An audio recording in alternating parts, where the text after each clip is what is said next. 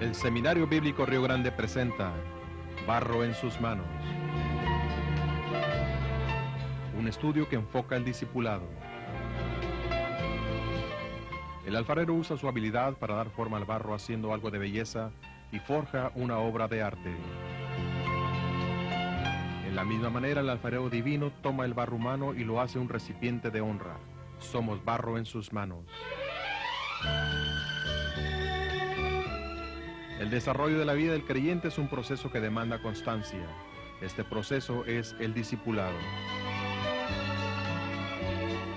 En esta serie, Wilson Campoverde nos comparte los principios bíblicos de cómo llevarlo a cabo. Con usted, Wilson Campoverde.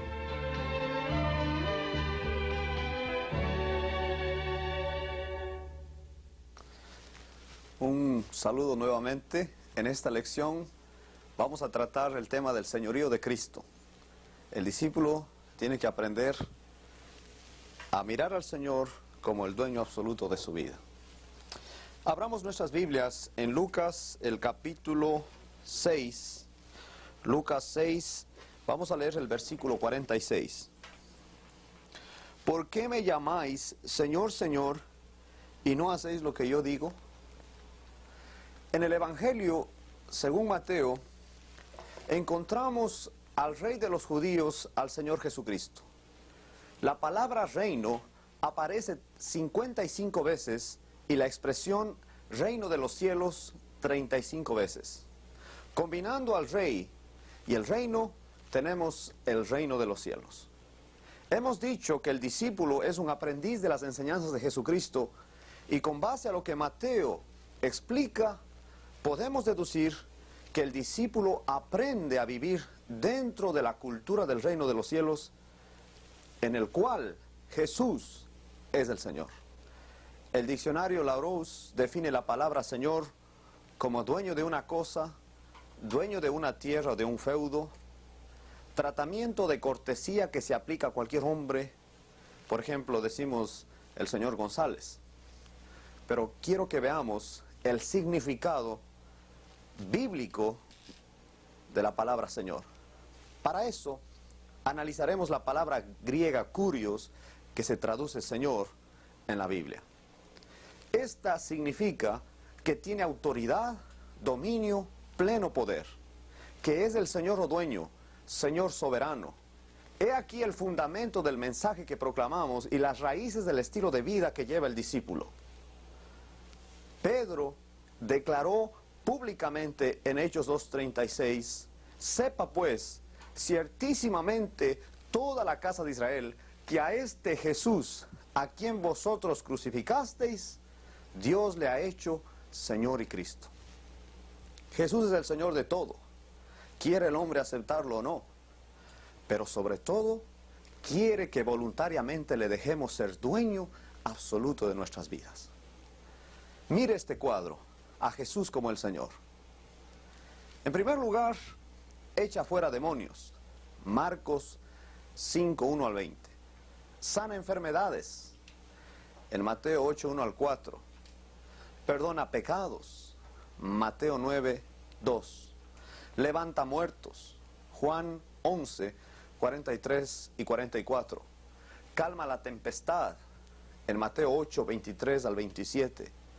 Abre los corazones, como vemos en Hechos 16, 14, el caso de Lidia. Es creador de todo, Juan 1, 3. Por él las cosas subsisten, en Colosenses 1, 16 y 17. La base del señorío de Cristo sobre el hombre. Él es Dios. Para que una persona llame Señor a Jesús, necesitará la ayuda del Espíritu Santo. Pablo afirma esta verdad diciendo, nadie puede llamar a Jesús Señor, sino por el Espíritu Santo, en 1 Corintios capítulo 12 y el versículo 3. Claro está, para practicar las enseñanzas de Jesús es necesario haber nacido de nuevo, ya que lo que Él dice va en contra de este mundo. Juan nos da la razón por la que el reino de este mundo es distinto al reino de los cielos.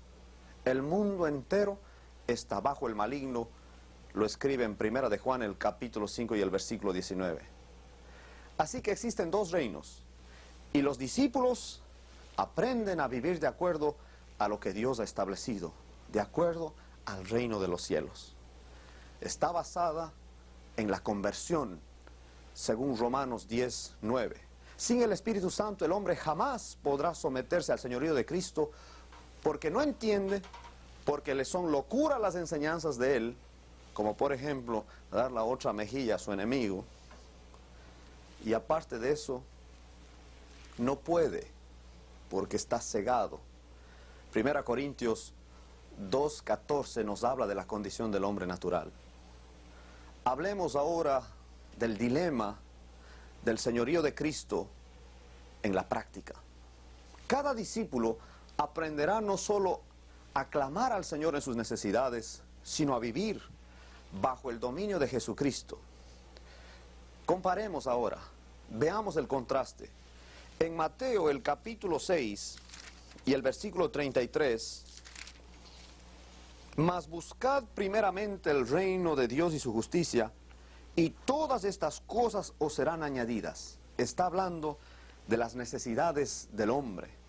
Y en Lucas 6, y este es el pasaje que va a sobresalir en esta lección, el versículo 46, ¿por qué me llamáis Señor, Señor, y no hacéis lo que yo digo? En el primer versículo encontramos al Señor mandando al discípulo a poner a Dios primero. Luego la demanda de corregir una actitud de clamar a Él sin estar dispuesto a obedecerle. Pablo nos ayuda a entender un poco más acerca del dilema cuando dice, pero el fundamento de Dios está firme. Teniendo este sello, conoce el Señor a los que son suyos y apártese de iniquidad todo aquel que invoque el nombre de Cristo, en 2 Timoteo, el capítulo 2 y el versículo 19. Pedro también corrobora diciendo en 1 de Pedro, capítulo 4, y vamos a leer los versículos 1 al 3. Puesto que Cristo ha padecido por nosotros en la carne, vosotros también armaos del mismo pensamiento, pues quien ha padecido en la carne terminó con el pecado, para no vivir el tiempo que resta en la carne, conforme a las concupiscencias de los hombres, sino conforme a la voluntad de Dios. Baste ya el tiempo pasado para haber hecho lo que agrada a los gentiles, andando en lascivias, concupiscencias, embriagueces, orgías, disipación y abominables idolatrías. Es evidente que en la vida del reino se requiere un cambio, un abandono de costumbres antiguas que son reemplazadas por prácticas basadas en el ejemplo y enseñanzas de Jesucristo. Notemos ahora un cuadro comparativo que amplía este concepto. Vemos en el sitio fuera del reino las palabras, oísteis que fue dicho, y dentro del reino, pero yo os digo, antes y ahora en el reino. Aborrecerás a tu enemigo, amad a vuestros enemigos. No cometerás adulterio. Cualquiera que mira a una mujer para codiciarla, y adulteró con ella en su corazón. No matarás. Cualquiera que se enoje contra su hermano será culpable de juicio. No perjurarás. No juréis en ninguna manera. Antes, lleva la carga una milla. En el reino, ve con él 2. Da limosna sonando trompeta. En el reino, no sepa tu izquierda lo que hace tu derecha. Ora para ser visto. En el reino, entra en tu aposento y cerrada la puerta, ora a tu Padre. Antes, usa palabrerías. Ahora el Señor, en Mateo 6, 9 al 13, presenta un modelo de la oración, cómo debe hacerse en el reino. Hablemos acerca del señorío de Cristo en una forma explicada. Y vamos a Lucas capítulo 6 y a leer la porción que sigue al versículo 46. ¿Por qué me llamáis Señor, Señor, y no hacéis lo que yo digo? Todo todo aquel que viene a mí y oye mis palabras y las hace, os indicaré a quién es semejante. Semejante es al hombre que al edificar una casa cavó y ahondó y puso el fundamento sobre la roca. Y cuando vino una inundación, el río dio con ímpetu contra aquella casa, pero no la pudo mover porque estaba fundada sobre la roca. Mas el que oyó y no hizo, semejante es al hombre que edificó su casa sobre tierra, sin fundamento, contra la cual el río dio con ímpetu, y luego cayó y fue grande la ruina de aquella casa.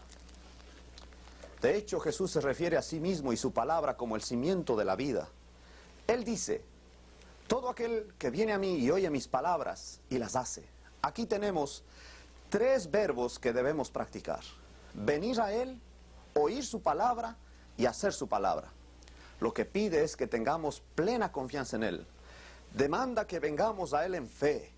Por tanto, la fe es una acción de venir a Dios, de oírle y obedecer su palabra. Así está el orden. Su palabra, fe y obediencia. Obedecerla. Veamos entonces el primer verbo. Venir a Él. Esto implica estar dispuesto a someterse. Incluye un anhelo de conformarse con Cristo. Basta Él. Lo que Él diga es todo para mí. Es una decisión lógica, de corazón y sobre todo sincera. Jesús llamó a sus discípulos y los escogió por nombre. La invitación de venir a Él no es de hombre, Dios mismo la hace. Leemos en Juan 6 y el versículo 37. Juan 6, versículo 37. Todo lo que el Padre me da, vendrá a mí, y al que a mí viene, no le echo fuera. Por tanto, el discípulo debe comprender que el señorío no es impuesto, sino espera una entrega voluntaria y bien pensada, basada en la obra de Dios en su corazón, porque Él es quien le trae al Señor. Pero la decisión la hace el discípulo. Quiero obedecerle. Pablo nuevamente nos habla al respecto en Romanos 12, versículos 1 y 2. Romanos capítulo 12, versículos 1 y 2. Así que, hermanos, os ruego por las misericordias de Dios que presentéis vuestros cuerpos en sacrificio vivo, santo, agradable a Dios, que es vuestro culto racional. No os conforméis a este siglo, sino transformaos por medio de la renovación de vuestro entendimiento, para que comprobéis cuál sea la buena voluntad de Dios, agradable y perfecta. Quizás eres un cristiano apartado y vivas lejos del Señor. Te invito a regresar a Él. Recuerda al hijo pródigo y su regreso al Padre. Él te perdona si te arrepientes. Ven a Él. Venir a Él. En segundo lugar, oír su palabra. Esto tiene que ver con escuchar y reconocer su voz. Implica disposición para obedecerla. Tiene que ver con ser oidor y hacedor de la palabra.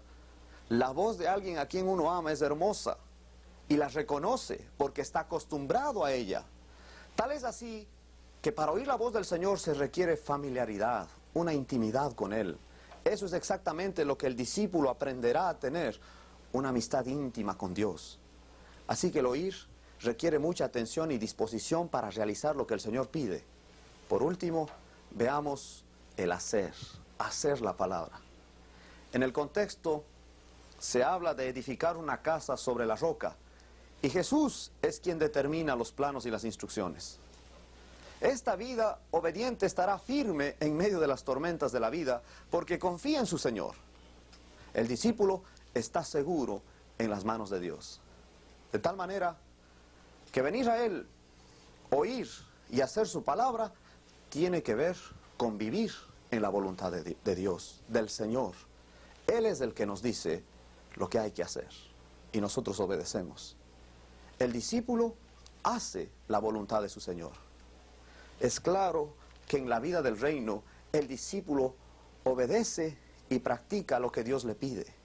Las áreas de su vida debe entregarlas a Jesucristo y a la dirección del Espíritu. Y aquí tenemos algunas de ellas en el cuadro. la vida misma, el dinero, sus planes, las circunstancias. ¿Qué tal la educación, el tiempo, los amigos, los hijos, la esposa, la iglesia? Veamos ahora razones por las que el discípulo no hace su voluntad. Los seres humanos, por naturaleza, tenemos temor a lo desconocido. Cuando oímos que Dios quiere que entreguemos todo bajo su control, de inmediato brota esa incertidumbre. Por ello hay un proceso de maduración. Poco a poco el discípulo aprende a confiar en su Señor, a medida que va conociéndole. Si hay un nuevo cristiano y le pedimos que se vaya de misionero al África, ya va a ver usted la cara de susto que pone. Igual, si a un joven que apenas se convierte le decimos que tiene que dejar a su novia en conversa, él va a reaccionar como si tuviera un trauma. He aquí algunas razones por las que el creyente no está dispuesto a someterse a la voluntad de Dios. La primera, Jesús claramente dijo: erráis, ignorando las Escrituras y el poder de Dios. El no conocerle íntimamente causa esa sensación de desconfianza.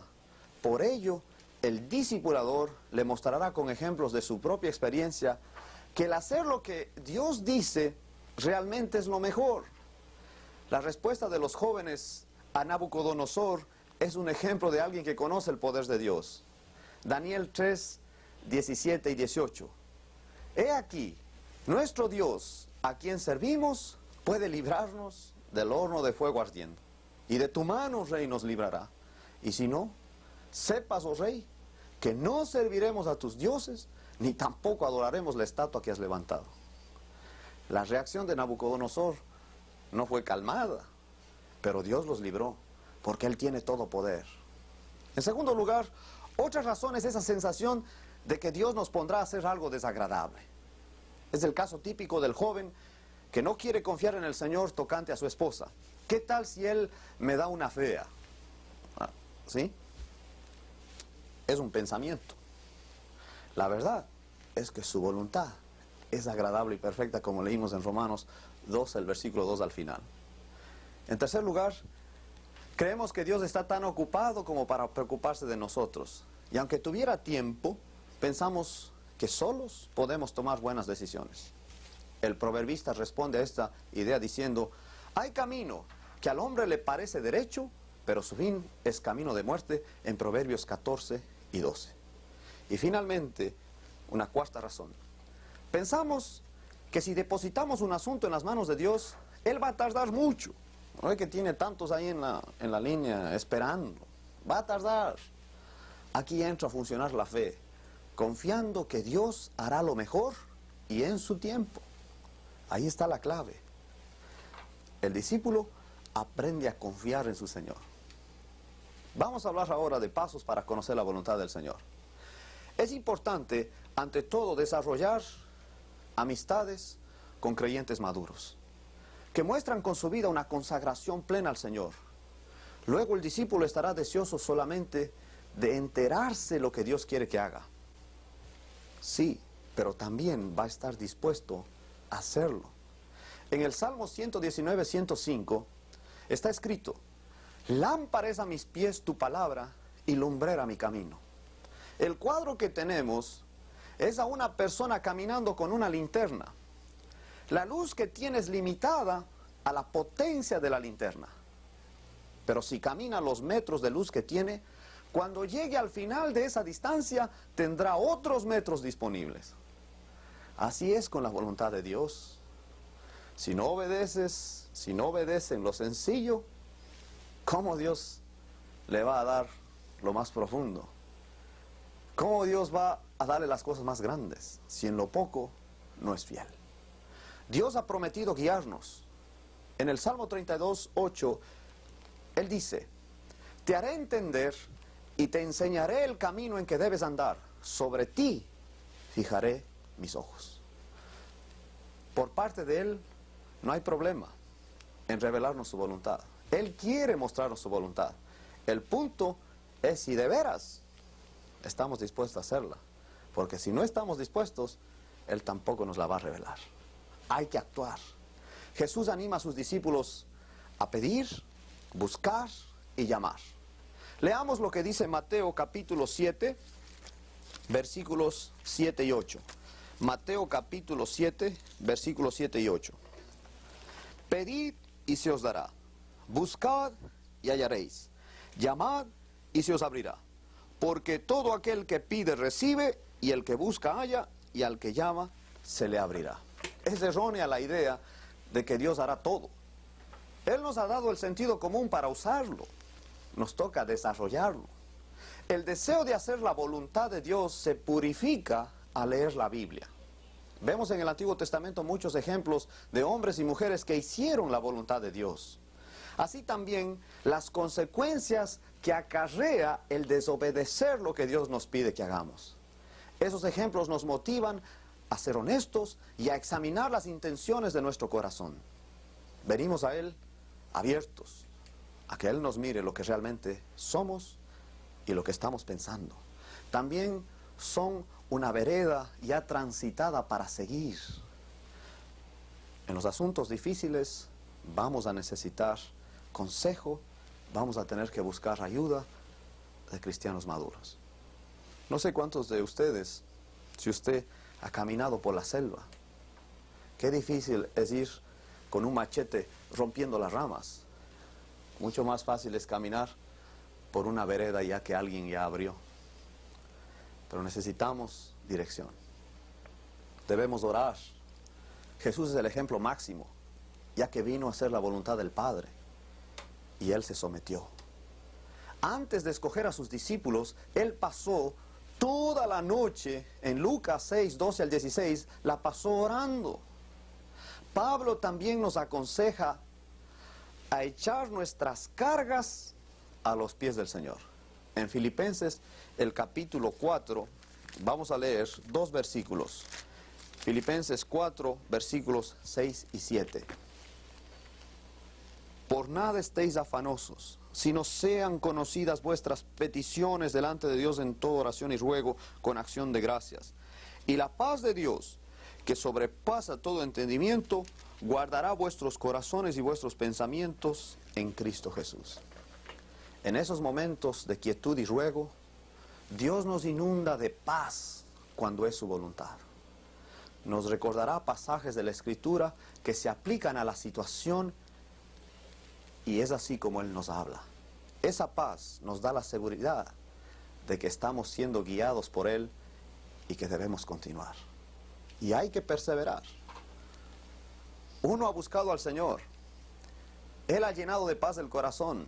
Hemos actuado y de pronto parece que las cosas no van como uno quería, pero van en sentido contrario. Hay que perseverar. Nos toca recordar Isaías 55:8, que nos dice: porque mis pensamientos no son vuestros pensamientos, ni vuestros caminos mis caminos, dijo Jehová. El Espíritu Santo es el que está para ayudarnos, pero Él también puede detener algo con el fin de darnos lo mejor. Recuerde que lo bueno es enemigo de lo mejor. En Hechos capítulo 16 y versículos 22 al 24, tenemos ahí al Espíritu Santo que envía a Macedonia a empezar una iglesia, a Pablo y Silas, a Timoteo. Manda a estos hombres a que lleguen allí a empezar una iglesia. Pero en esos versículos tal parece que se han equivocado porque les fue muy mal. Los golpearon, los apresaron. Pero en el versículo 40 del capítulo 16 encontramos a los creyentes congregados en la casa de Lidia. Realmente Dios estaba guiándoles, pero había un precio que pagar. Había dolores de parto que había que sufrirse para establecer la iglesia en Filipos. Lea todo el capítulo 16 de Hechos y entérese que el hacer la voluntad de Dios cuesta, pero es lo mejor. Concluyendo, el señorío de Cristo tiene que ver con aprender a hacer la voluntad de Dios. Estar atentos a Él, venir a Él, buscarle, oírle y hacer. La vida del reino es diferente porque se basa en el amor al Salvador. No hacemos las cosas por obligación, sino por amor, porque sabemos que Él tiene cuidado de nosotros. Jesús no nos obliga a hacer lo que Él quiere, pero sí nos guía y capacita para hacer su voluntad, si estamos dispuestos. Ningún lugar es más seguro que sus manos y en su amor. No hay satisfacción más grande que el estar en el centro de la voluntad de Dios. Esa es la clave del discipulado. El discípulo aprende a vivir guiado por el Señor. Y no hay límite, porque el que hace la voluntad de Dios permanece para siempre. Y el que medita en la palabra de Dios, todo lo que hace prosperará. Hasta la próxima lección.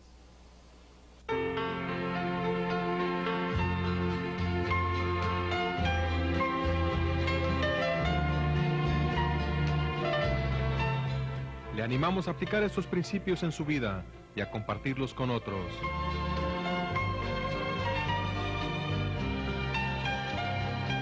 Recordemos siempre que Jesús está haciendo su obra en nosotros.